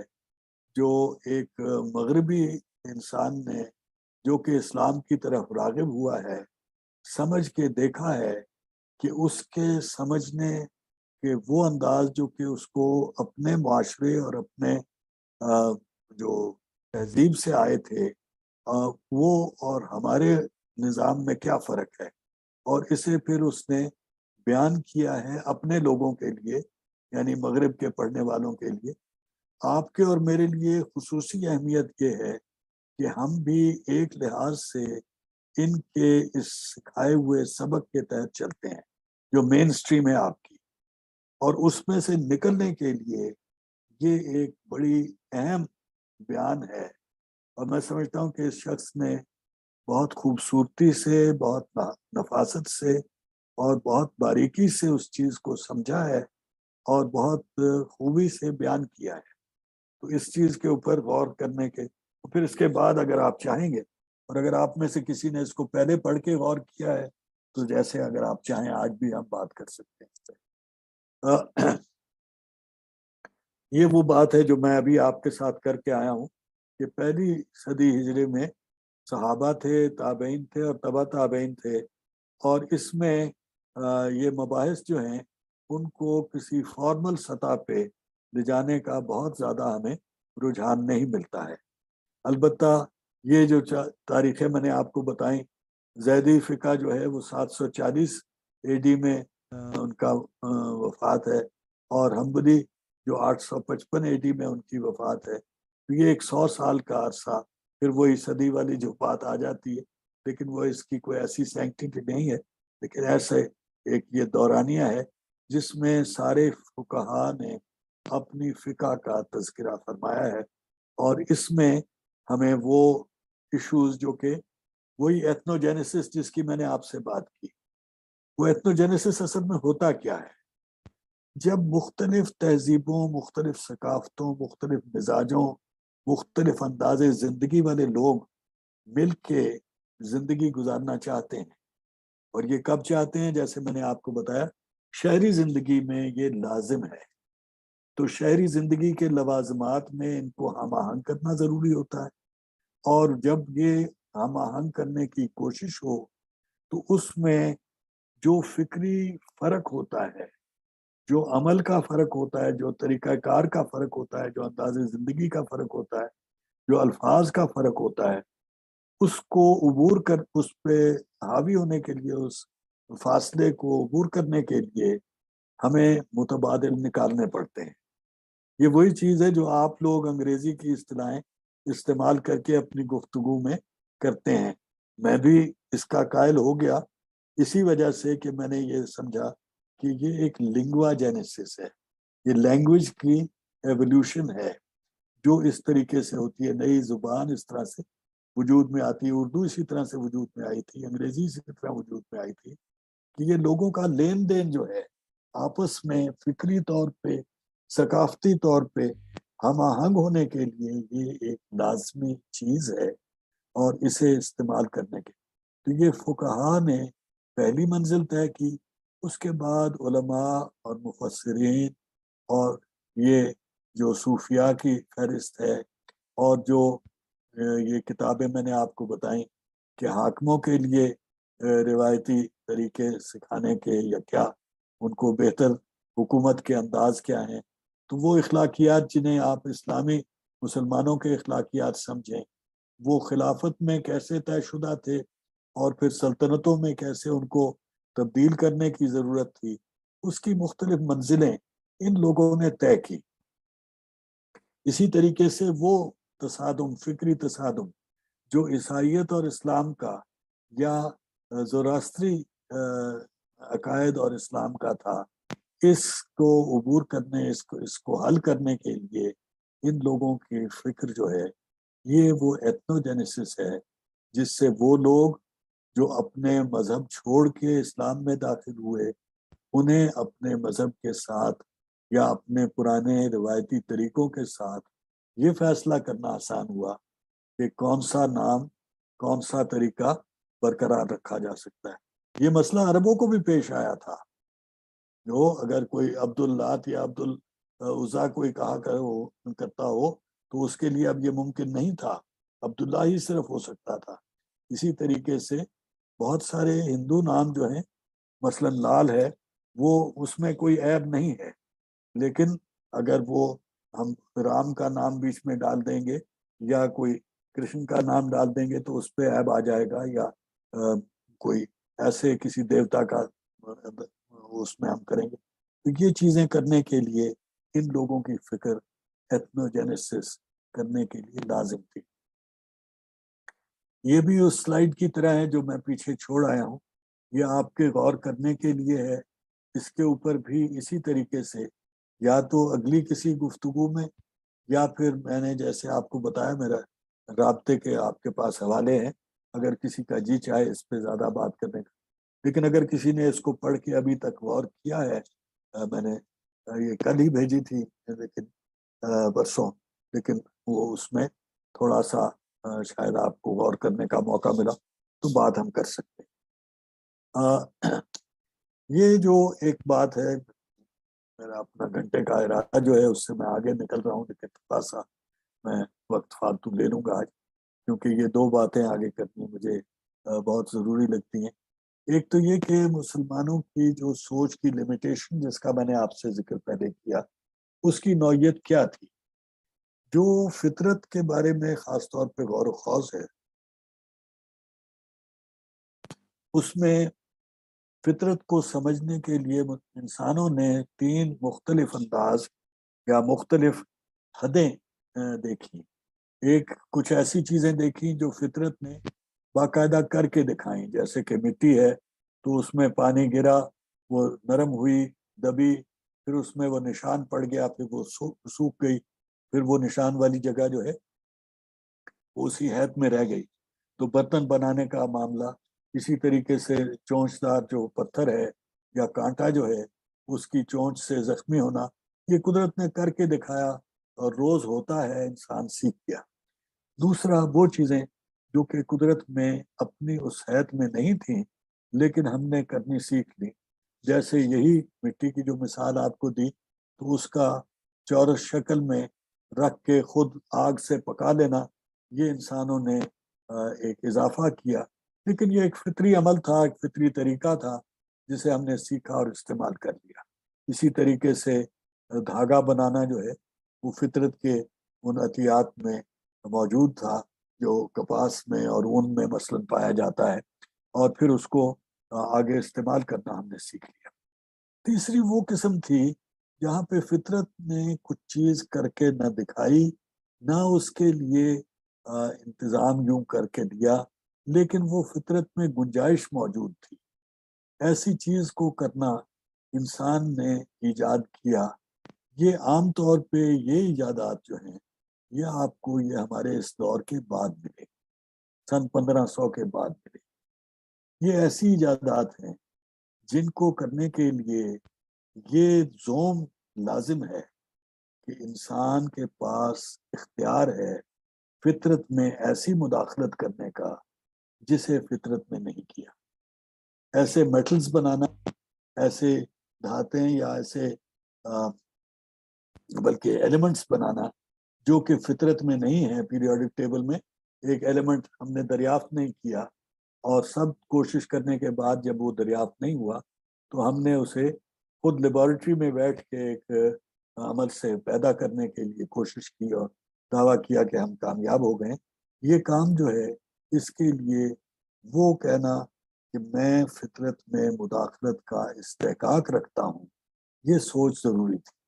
اور یہ فیتھ کے ساتھ بہت مشکل ہوتا ہے. اس کی حد جو فیتھ کے زمانے میں تھی وہ ایلکمی تھی، جس میں وہ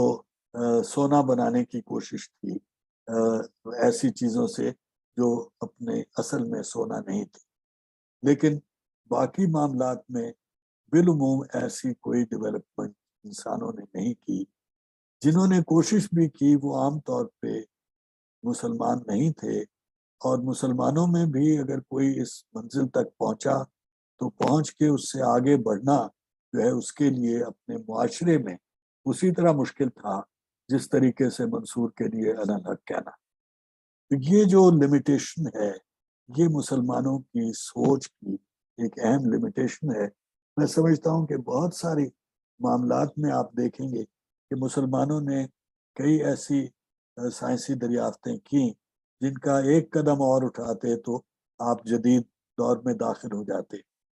لیکن انہوں نے نہیں کیا. میں اس کو اسی اخلاقیات اور اسی روحانی اپنی لمیٹیشن، موریلٹی اور پریگمیٹزم کے حوالے جو ہیں، اور پھر اسلام کی جو اسپریچولزم ہے اس سے تعبیر کرتا ہوں. میں اس میں یہ وضاحت کر دوں کہ چینی بھی ایسی کئی منزلوں تک پہنچے، کئی چیزیں انہوں نے ایجاد یا دریافت کی اور پھر ترک کر دی. تو ان کا فرق یہ تھا کہ انہوں نے بنانے کے بعد اس کے اخلاقی اثرات جو سوچا اور سمجھا کہ یہ اسے رائج کرنا مناسب نہیں ہے، لیکن مسلمانوں نے کئی مرتبہ صرف یہ دیکھ کے کہ اس میں وہ اخلاقی قدغن ہے روحانی، اس لیے اسے چھوڑ دیا۔ یہ بہرحال میری رائے ہے، اور اس کے لیے یہ جو ایک چھوٹی سی فہرست ہے کہ کس قسم کی چیزیں مسلمانوں نے کی تھی، اس میں آپ کو مثالیں میں نے پیش کی ہیں، جو جس طرح 1500 کے بعد والی چیزوں میں نے آپ کو بتایا، ان میں بجلی کا استعمال، ایٹامک انرجی، اور پھر اس طرح کے اور تباہ کرنے والے معاملات جو ہیں یا متاثر کرنے والے معاملات، یا جس طرح کی مثال میں نے آپ کو دی، وہ اس میں آ جاتے ہیں۔ یہ آخری سلائیڈ تو صرف اس فہرست سے متعلق ہے جو میں ہر دفعہ آپ کے سامنے رکھتا ہوں، کہ یہ سارے پہلو ہیں جن کے حوالے سے بہت ساری معلومات ہم اکٹھی کر سکتے ہیں اسی تفریق کے عمل میں، اور اس شجرے اور شیرازے کے حوالے سے جس کا ہم تذکرہ کر رہے ہیں۔ لیکن یہاں پہ آج میں صرف اس حد تک بات کر سکتا ہوں، آگے جس حد تک پھر آپ لوگ انشاءاللہ تحقیق کریں گے، یا اگر مجھ سے کچھ ہو سکا تو میں حصہ لوں گا، یہ ممکن ہو۔ تو آج کی گفتگو میں یہاں ختم کرتا ہوں، آپ لوگوں کے سوالوں کے لیے میں حاضر۔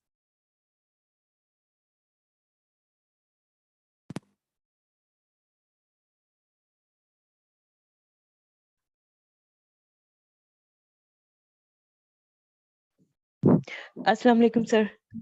السلام جی۔ سر ایک تو میں یہ کہنا چاہتی ہوں کہ یہ سلائیڈز ہمیں ملی نہیں ہے، اگر مل جاتی تو وہ رات کو جیسے پہلے کرتے تھے، وہ رات کو ایک نظر دیکھ لیتے تھے، پھر صبح لیکچر ہوتا تو اصل میں مجھ سے غلطی ہوئی، میں نے تیار اتفاقاً پہلے کر لیا تھا، لیکن وہ بھلکڑ آدمی ہو یہ سوچا میں بھیج چکا ہوں، تو وہ جس دن پھر میں نے دیکھا کہ ابھی نہیں میں نے بھیجا، تو اس وقت معذرت کے ساتھ میں نے بھیج دیا۔ I'm sorry about that، یہ میری غلطی۔ No, it's okay۔ سر میرا سوال یہ ہے کہ یہ آپ نے ابھی بتایا کہ یہ جو آپ نے نقشے دکھائے تھے سر، اس میں اسپیشلی وہ جو بلیک اینڈ وائٹ تھا جس میں وہ گرے اور بلیک آپ نے ایروز دکھائے تھے سر، یہ جو ایران ہے، جب ہم ایران کو دیکھتے ہیں تو اس کا ایک تو یہ آرین،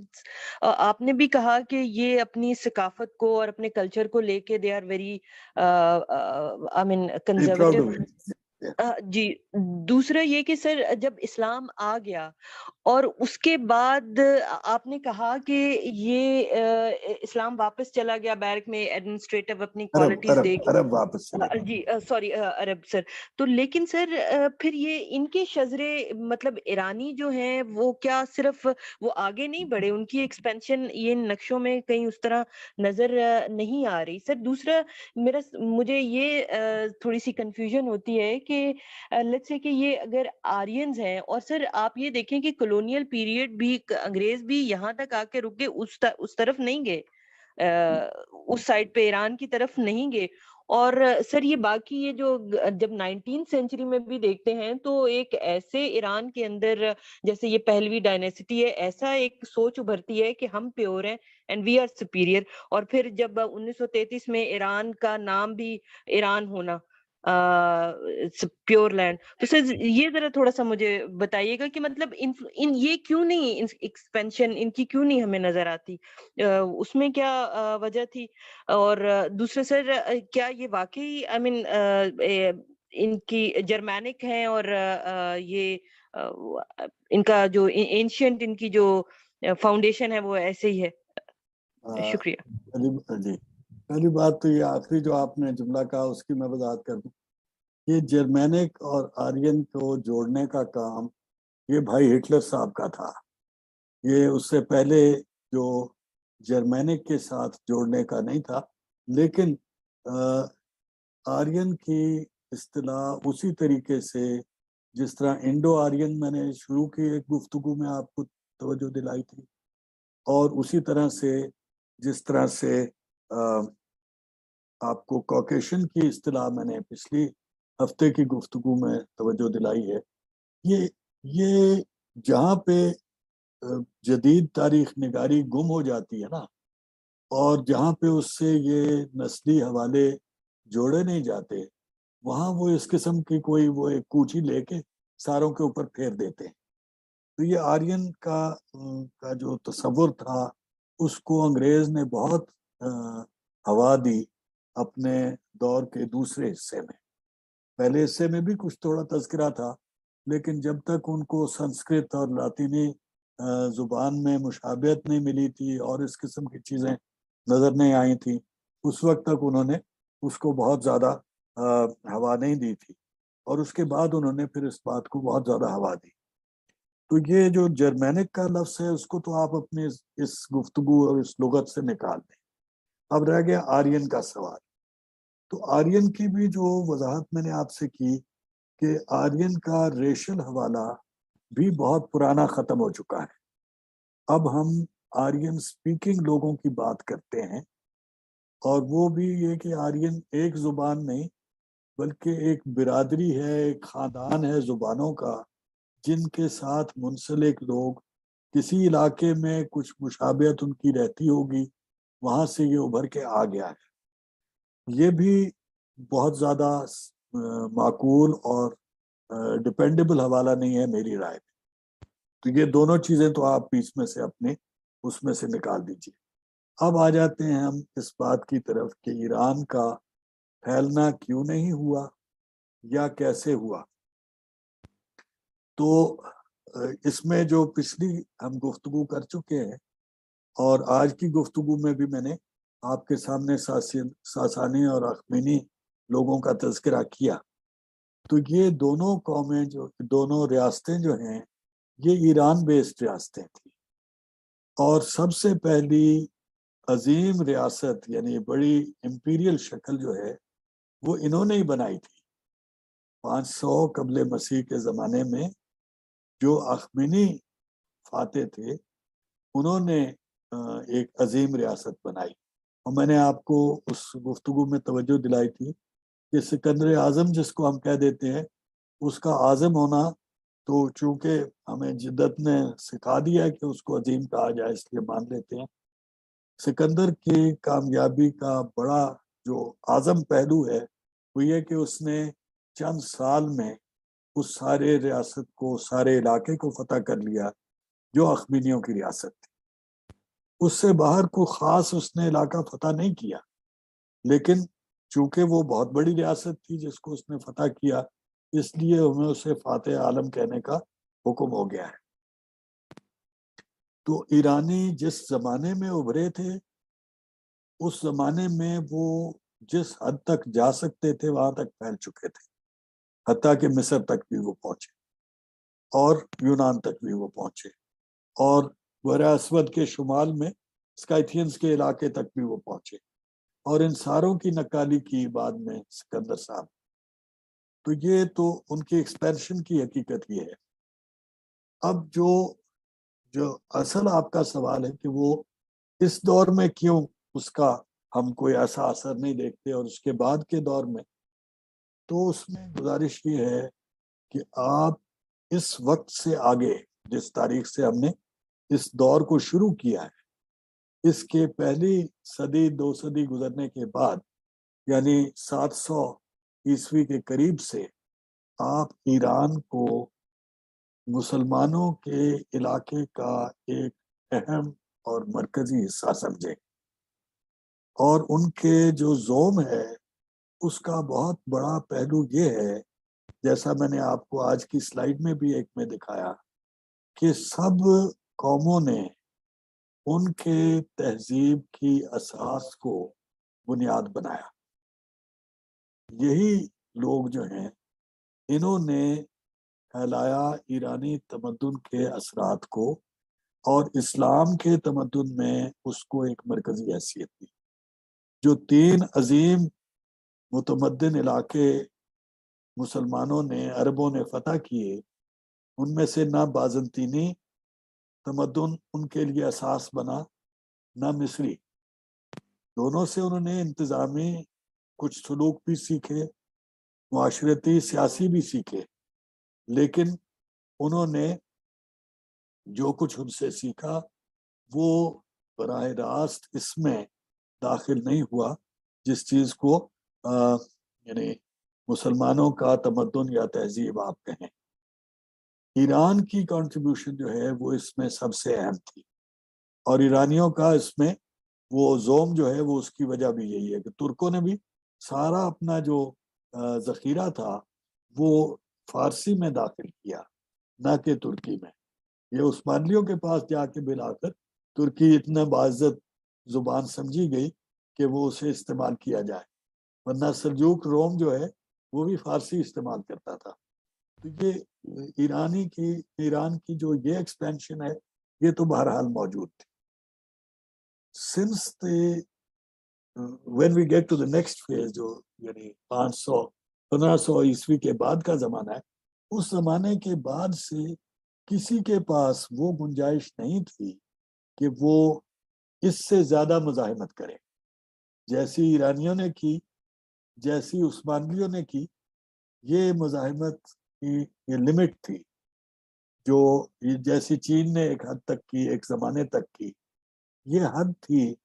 जहां तक कोई मज़ाहिमत कर सकता था उस नौआबादियाती यलगार का। ये तो मतलब हमारी अगली गुफ्तगू का हिस्सा आ जाता है। तो लेकिन आपके सवाल का जवाब ये है कि जहां तक इसके असरात का तहजीबी और सकाफती ताल्लुक है वो बहरहाल मौजूद है। ये कि वो आरिया मिजाज बहाल हो, वो ईरानी भी नहीं चाहते, वो भी अपने आप को मुसलमान ही अपने उस दायरे में रखते हैं। और जो मैंने आपके सामने एक ये सवाल भी छोड़ा, ये इसी ईरानी मिजाज का सवाल है कि क्या वजह है कि फातमी खिलाफत जो कि एक मुकम्मल खिलाफत थी अहले तशय्युई की, वो तो जहाँ पे थी वहाँ पे जामिया अल अज़हर अब सुन्नियों का गढ़ हो गया, और वो इलाका जो कि सुन्नियों की अजीम रियासत थी, यानी बनु अब्बास की हुकूमत, वहाँ पे आज शियत का ये अंदाज पाया जाता है। ये जो स्विच है ये एक बड़ी दिलचस्प चीज़ है, काबिल गौर चीज़ है। मगर ईरान की आज की अना वो अना नहीं है जिसको आप आर्याओं से मिलाएं या किसी प्री इस्लामिक कॉन्टेक्स्ट में लेके जाएं। अलबत्ता जो उनकी सकाफत की नफासत है, जो उनकी तहजीब की खूबसूरती है, उसके ऊपर उनका जो जोम है, उसके मुलायजे और उसके इजहार जो है वो आप कई तरीके से आज भी देख सकते हैं। ये आपके, ये मैं काफी लंबा इसका जवाब दे दिया, लेकिन ये और शुक्रिया सर, हाँ, जज़ाकल्लाह सर,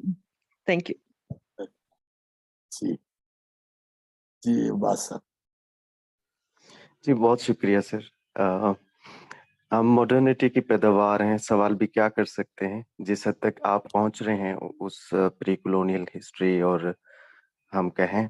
तो उस धारा में कहीं कहीं छोटी सी जो मेरा हाथ पहुंचता है, जी जी तो वहां पर ये सवाल पूछूंगा कि एक अना की आपने बात की ईरानियों की, और जब हम जी देखते हैं, जब आप अलेक्जेंडर की भी बात कर रहे हैं, तो उससे पहले अखैमिद्स जो हैं, ईरानियंस जो हैं, वो ये सोगदियाना, बैक्ट्रिया, मर्व, बुखारा, समरकंद, ये सारे इलाकों में एक बहुत बड़ी शानदार किस्म की सिविलाइजेशन बना चुके होते हैं। जी दूसरी तरफ मैं ये देखता हूँ कि उस साइड पे इतना बड़ा उनका इन्फ्लुएंस, और फिर इस्लाम के आने के साथ उसके तमद्दुन की इतनी ज्यादा कंटिन्यूटी, ये फैलाव जो है ये हमारी वाली साइड पे यानी कि इंडियन साइड पे इतना ज्यादा क्यों नहीं हुआ। कुछ हद तक तो हमें सिंध में नजर आता है हाँ कि सिंध के अंदर जो सकाफत है उसकी बात की जाए तो बहुत गहरी छाप है, जहाँ से हम सोचना शुरू करते हैं वहीं पर ईरान नजर आता है। मिसाल के तौर पर अगर मैं ओताक की मिसाल दूं, तो ओताक सिंध के अंदर जो बैठक है वो एक पूरा इदारा है। अगर वो तश्कील होता है और उसी के अंदर बैठ के हम सोचना सीखते हैं, तो ये अमल यानी कि ईरान की सकाफत का इस साइड पे कब शुरू हुआ होगा, और इसका इतना फैलाव इस साइड पे क्यों नहीं हुआ। तो जी, मेरा ये मुख्तसर सवाल है सर बहुत आपसे। बहुत अच्छा आपका सवाल है। तो आप अपने आप को इतना, वो मतलब हमारा एक रिवायती तरीका भी होता है अपनी कमाईगी का जिक्र करना, वो बड़ी अच्छी चीज है इस तरह से बात करना। लेकिन ये सवाल जो है ये कोई इतना सादा सवाल नहीं है, ये बड़ा अहम मामला है। और इसमें जो गुफ्तगू है वो कुछ में अगले कई गुफ्तगुओं में इसका तज़किरा आता रहेगा, और आखिर में जाके मैं इसी चीज़ के साथ टाँका आपके जो सारी तारीख जो मैं बयान कर रहा हूँ उसमें जोड़ना चाहूँगा। वो ये है कि जो तहें हैं मुख्तलिफ असरात की, वो मुख्तलिफ ज़मानों में दाखिल होती हैं मुख्तलिफ इलाकों में, फिर उस तय के ऊपर दूसरी तय दाखिल हो जाती है, फिर तीसरी आ जाती है, फिर चौथी आ जाती है। ये तय बतय जो उसकी तब्दीली है, और जो उस इलाके की, जिस तरह मैंने आपको जोग्राफिया के हवाले अर्ज किए, तो ये मुझे मालूम नहीं कि आप पिछले कितनी गुफ्तगुओं में तशरीफ रखते रहे हैं, लेकिन एक जो टोपोग्राफी का और जियोग्राफिक जो क्लाइमेटिक मामलात हैं, और जो शिराजों का मैं जिक्र करता रहा हूँ, यानी जो लोग आके बसते रहे हैं उसमें, इसके सारे एक मिला हुआ जो असर है वो उसका इम्पैक्ट होता है। अब मसलन आप सिंध की बात करते हैं, सिंध के साथ आप बलूचिस्तान को मिला दें, आप अफगानिस्तान को मिला दें, आप ताजिकिस्तान को मिला दें, आप केपी का इलाका मिला दें, आप पंजाब का एक बड़ा हिस्सा मिला दें, इन सारे इलाकों तक अखमीनी आए, इन सारे इलाकों में उनके असरात थे, लेकिन अखमीनियों के पीछे आए सिकंदर साहब, और सिकंदर साहब जब पसपा हुए तो अखमीनियों के जो जानशीन हैं उनके लिए यहाँ आने का रास्ता नहीं छोड़ा था, क्योंकि वहाँ पे जो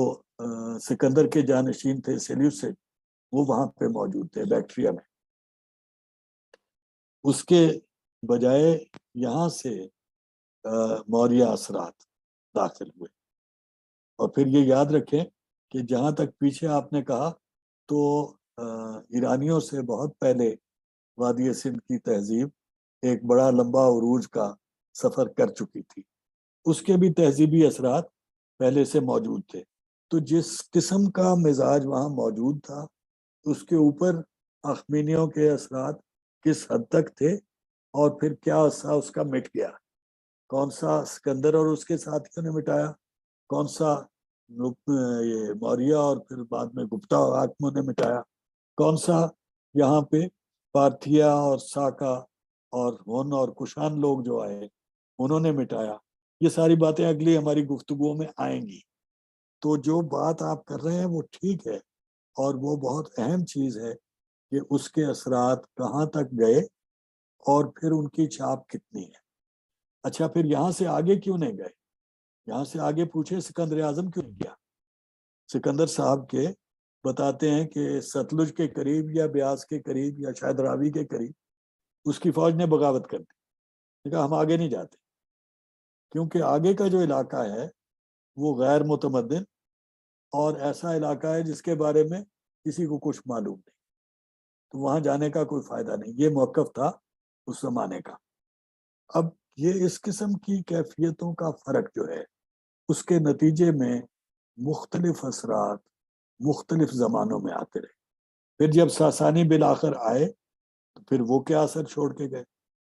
फिर महमूद गजनी के साथ जो ईरानी असर आया, तो सबक हिंदी का जिक्र है वो साद सुलेमान के हवाले से, ये सारी चीजें जो हैं ये यहाँ पे होती रही। असरात आए ईरानी, और उनकी बहुत गहरी छाप आपको हमारे मुख्तलिफ इलाकों में, या जैसे मैं कहता हूँ कि तहजीब के मुख्तलिफ मोर्चों में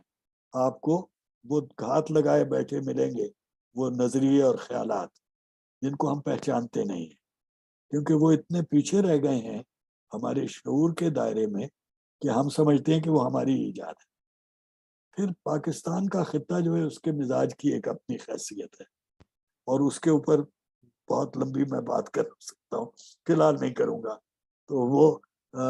अगर आप पसंद करेंगे तो किसी वक्त मतलब फ़ोन पे बात कर लीजिए या ईमेल पे कीजिए या किसी और तरीके से, तो हम बात कर सकते हैं कि क्या क्या खित्ता पाकिस्तान के मिजाज की क्या चीज़ें और कैसे। मगर जो बात वो उस चीज़ से मुतालिक है, ये तय बतय جو شجرے مختلف بنتے رہے اور جو شیرازے مختلف آتے رہے، ان کی تاثیر کس وقت کیسی نظر آتی ہے، یہ جاننا ہی ہمارا علم ہے. اور اس کی باریکیاں جو یعنی آپ نے جو کہا بھائی مجھے تو آپ نے پھونک دے دی، لیکن اتنا علم ہے اس میں جاننے والا کہ ہم میں سے کوئی تنہا نہیں اس کو کر سکتا. تو اس کے بہت سارے پہلو ہیں پوریدنے والے. آپ ماشاءاللہ جوان آدمی تصویر سے نظر آ رہے ہیں. مجھے بڑی امید ہے کہ اگر آپ کو میں آگ لگا دوں گا یا دھکا دے دوں گا تو وہ پھر آپ کسی کو بچا لائیں گے سمندر سے جو ڈوب رہا ہے. تو وہ جو علم ہے وہ وہاں سے نکالنے کی ضرورت ہے کہ یہ کیوں، کون سے علم کی، کون سی فکر کی، کون سی لسانی انداز کی حد کہاں جا کے بنی. تو یہ مطلب سوال آپ کا جو ہے وہ عین اسی سوال کی طرف جانا ہے ہمیں. کچھ باتیں میں آپ کو بتا سکوں گا، بہت ساری باتیں میں نہیں بتا سکوں گا، اور اسی وجہ سے آپ لوگوں کو اکسا رہا ہوں کہ جو چیزیں میں بڑی ابتدائی منزل تک سیکھنے میں کامیاب ہوا ہوں، ان کے اعلیٰ معیار تک آپ ہمیں لے کے جائیں. تو فی الحال اتنا ہی، اور پھر اگلی جو مزید اس کی پیروی بہت آپ جیسے شکریہ کہیں سر، گے کریں. بہت شکریہ سر، تھینک یو. جی فراز صاحب. ڈاکٹر صاحب. سر ایک دو سوال الٹے سیدھے سے کچھ ذہن میں آئے تو آپ سے پوچھنا چاہ رہا ہوں. ایک تو جب ہم یہ کہتے ہیں، اور چونکہ میں خود ظاہر مغل پیریڈ کا اسٹوڈنٹ ہوں تو اس وجہ سے میں تو اس بات کو بہت حد تک مانتا ہوں کہ جو عربوں نے ایران کو فتح کیا تو وہ ایک سیاسی یا ملٹری ایک طرح سے وکٹری تھی، لیکن الٹیمیٹلی ایرانیوں نے بہت حد تک انٹلیکچولی عربوں کو فتح کر لیا. یہ بات ظاہر ہے بہت دفعہ پڑھی، لیکن ہمیں خاص طور پہ 19ویں صدی کے بعد کی جو اسلام کی انٹرپریٹیشن ہے اس کے اندر اس طرح کی بھی چیزیں ملتی ہیں کہ جو اس چیز کو ڈینائی کرنے، یا یہ کہ جی یہ چونکہ یعنی اسلام کو اس کو پیور شکل میں جو رسول اکرم صلی اللہ علیہ وآلہ وسلم یا عربوں پہ نازل ہوا تھا تو ہمیں اسی اسلام کی طرف لوٹنا ہے. چنانچہ بعد کی جتنی بھی چیزیں اس کے اندر شامل ہو رہی ہیں، خاص طور پہ ثقافتی حوالے سے آرکیٹیکچر اور یہ سارا کچھ، تو یہ چیزیں جو ہے نا وہ غلط ہیں اور ہماری زندگی سے اس کو نکال دیا جانا چاہیے. تو یہ جو پیور اسلام کرنے کی ایک خواہش یا کوشش، اور خاص طور پہ 19ویں 20ویں صدی کے اندر نظر آتی ہے، تو اس نے ظاہر ہے اس کو چیلنج بھی کیا کہ ایرانیوں نے جو کچھ ہمارے ساتھ کیا ہے وہ بہت حد تک غیر اسلامی ہے، اور غیر اسلامی جو چیزیں ہیں وہ شامل کر لی گئی ہیں. تو یہ اس حوالے سے سر آپ کی رائے کیا ہے؟ دوسرا میرا سوال جو ہے نا اس سے کسی حد تک تھوڑا سا مختلف، کہ جو آپ نے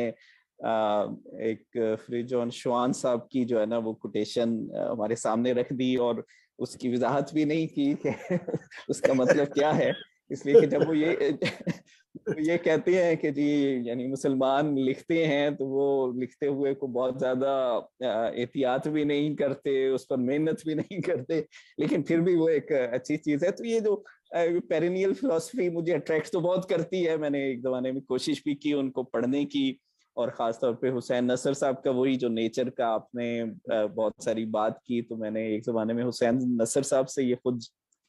لیکچر میں یہ بات سنی ہوئی ہے. تو یہ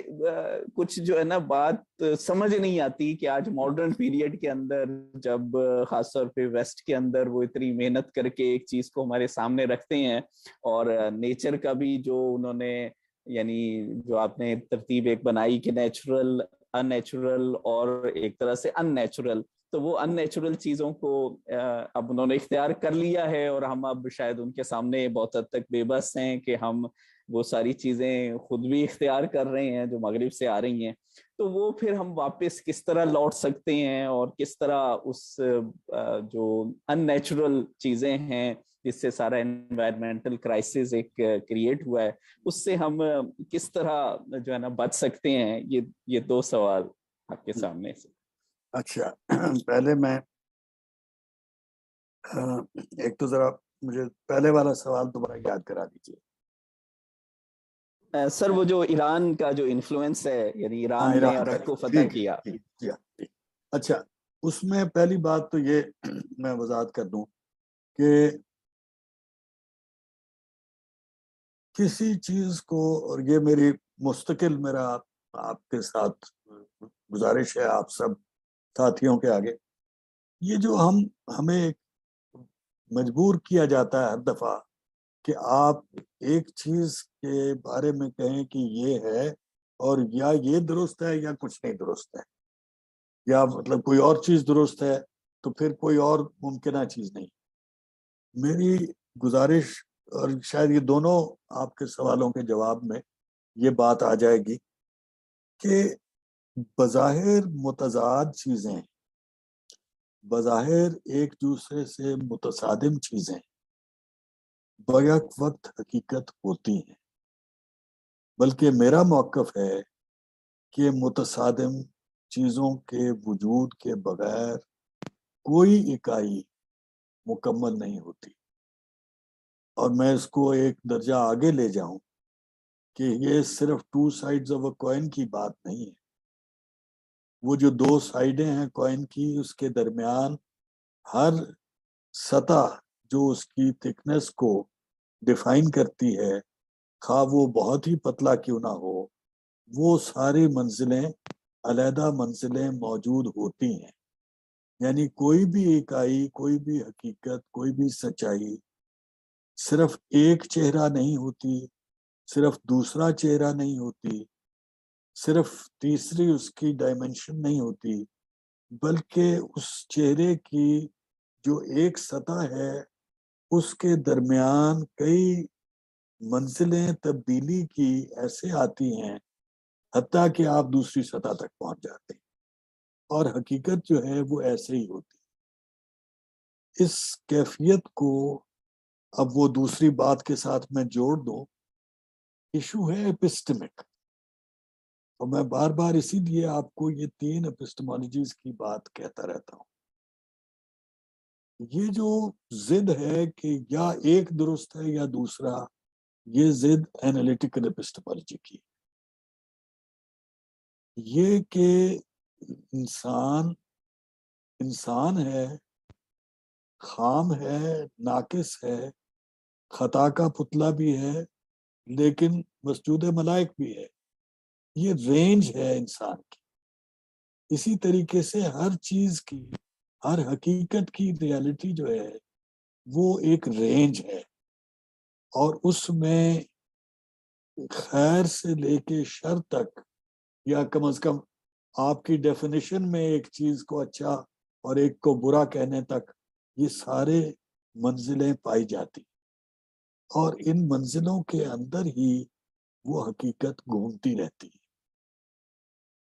اس چیز کو اگر ہم سمجھ لیں تو ایران کا اور عرب کا سلوک اور رشتہ بھی ایسا ہی ہے. ایک حصہ ہے ایران کا جو کبھی اپنے اس اصل تک نہیں جا سکتا جو عربوں کے آنے سے پہلے کا تھا. یہ ایسے ہی ایک حصہ عرب کا ہے جو اپنی اس اصل تک نہیں جا سکتا جو کہ ایران میں داخل ہونے سے پہلے کا تھا. یہ بالکل اسی طرح سے ہے جس طرح آج کا انگلستان پری کلونیل انگلستان نہیں بن سکتا. اس میں وہ گنجائش نہیں ہے. اور سر تاریخ کے طالب علم کی حیثیت سے میری استدعا یہ ہے،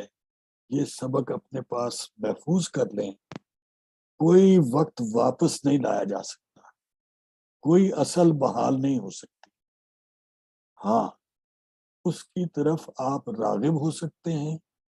اس کی کوئی متبادل یا اس سے مشابہ شکل جو ہے اس کی طرف آپ کوشش کر سکتے ہیں. اور یہ کوششیں انسان ہمیشہ کرتا رہا ہے. جو میں نے آپ سے کہا کہ عربوں اور ایرانیوں کا وہ لین دین تھا، تو میں ایک چھوٹا سا مضمون اس حوالے سے لکھا تھا لنگوسٹک شفٹ کے اعتبار سے، کہ کیسے فارسی کے ہاتھ قیادت آ گئی علم کے کچھ سلسلوں کی، اور کیسے عرب زبان نے اس کو اس کے حوالے کر دی وہ قیادت، اور کیسے مذہبی مباحث جو ہیں ان کا وہ رخ جو کہ علماء کی سائڈ کا ہے وہ عربی سے باہر تقریباً تاحال نہیں جا سکا۔ یہ بھی لمیٹیشنز ان کے لنگوا جینیسس کی لمیٹیشن، ان کے ایتھنو جینیسس کی لمیٹیشن کی شکل سے موجود ہے، لیکن جب ایتھنو جینیسس ہو جاتا ہے تو پھر پہچاننا مشکل ہو جاتا ہے کہ یہاں پہ جب شاہ صاحب ایک علاقے میں سندھی بولتے ہیں اور دوسری علاقے میں پنجابی بولتے ہیں اور تیسرے علاقے میں پشتو بولتے ہیں تو وہ ایتھنیسٹی کیا ہے؟ یہ جو معاملے ہیں ان کی باریکی تاریخ کا طالب علم اس حوالے سے بآسانی سمجھ سکتا ہے، بشرطے کہ وہ اس مخمصے میں نہ پڑے کہ یہ درست ہے یا وہ، ایران کا اور عرب کا تعلق ہو یا جو اب یہ جو کوٹیشن کا آپ نے ذکر کیا، یہ جو جس زاویے سے آپ دیکھ رہے ہیں اور جو اس میں ایک عیب اپنی طرف سے ہمیں نظر آتا ہے کہ وہ کہتا ہے جی یہ نامکمل بات ہے، یہ نامکمل بات ہونا خوبی ہے، خامی نہیں ہے جس کی وہ نشاندہی کر رہا ہے۔ انسان کا یہ اعتراف کہ وہ کامل نہیں ہے، یہ اس کے اس اسپرچول تقاضے کا دعویٰ ہے، اور وہ اس واسطے کبھی یہ نہیں کہے گا کہ میں نے حتمی چیز سیکھ لی ہے، بشرطے کہ وہ اسپرچولی زندہ ہے۔ تو اگر وہ اسپرچولی اس کو چھوڑ دیا اس نے، جو اینالیٹیکل اپسٹمالوجی کے آج کے دائی اکثر چھوڑ دیتے ہیں کہ ہم کہتے ہیں کہ نہیں جی ہم تو اس چیز کی بات کر رہے ہیں، اللہ تعالیٰ کا کوئی اس میں مداخلت کا معاملہ نہیں ہے، یہ الہی اختیار اور اقتدار کو ہم نہیں مان رہے، تو اس کے باہر نکل کے جب آپ بیٹنگ کرنے لگتے ہیں تو پھر آپ کا یہ ایشو ہوتا ہے۔ ورنہ آپ جب تک یہ تسلیم کر رہے ہیں تو انسان کا ناقص اور خام ہونا یہ اعتراف ہے، اور اس کا اعتراف مسلمانوں کی تحریر میں اسی طریقے سے ہم جانتے ہیں، اور میں اس مثال کو اکثر استعمال کرتا رہا کہ واللہ علم بالصواب، میں نے اپنی حد تک تحقیق کر لی، میں نے اپنی حد تک بات کو سمجھ لیا، اور اس کے بعد میں نے اعتراف کیا کہ بھائی میں تو ہوں، تو انسان فیلیبل ہوں، میں نے یہ دعویٰ کر رہا کہ یہ حتمی چیز ہے، تو حتمی چیز تو اللہ تعالیٰ جانتا ہے۔ I am not claiming objectivity. I am claiming to the best of my knowledge and belief. اور یہ بات ہے جو اس حد تک مطلب فی الحال کی حد تک میں اس کی وضاحت کروں گا۔ باقی یہ کہ اس میں اور بہت ساری باریکیاں ہیں جو میں سمجھتا ہوں کہ اس کو اسی طریقے سے کرید کے ہمیں، اور یہ ہے ابزارپشن کا دوسرا حوالہ، جو انالیسس میں آپ کی یہ کوشش ہوتی ہے کہ آپ ایک چیز کو جس کا جو اصطلاح ہے تھریڈ بیئر کر کے پھر ایک فائنل سٹیٹمنٹ اپنی دیں گے، تو وہ فائنل نہیں ہے، یہ ہے ہر سٹیج کی، جس طرح آپ شعر سنتے ہیں تو ہر دور میں آپ کو وہ علیحدہ سے سمجھ آئے گی کہ ہے جستجو کے خوب سے خوب تر کہاں، آپ کا خوب تر اور ہوگا، میرا اور ہوگا، کسی یہ غلام عباس صاحب جتنے نوجوان نظر آ رہے ہیں ان کے لیے اور ہوگا۔ تو یہ مختلف ایجز میں ہمیں وہی چیز مختلف انداز سے نظر آتی ہے، تو ریالٹی کی ٹرانزینس اور اس کی آبزرویشن اور کمپریہنشن کی لمیٹیشنز کا اعتراف کر کے اس حقیقت سے سلوک کرنا جو ہے، یہ ہے جو جس کی نشاندہی میرا خیال ہے کہ انہوں نے کی ہے۔ باقی ہم اس پہ مزید بات کر سکتے ہیں، آپ فرمائیں۔ بہت شکریہ سر۔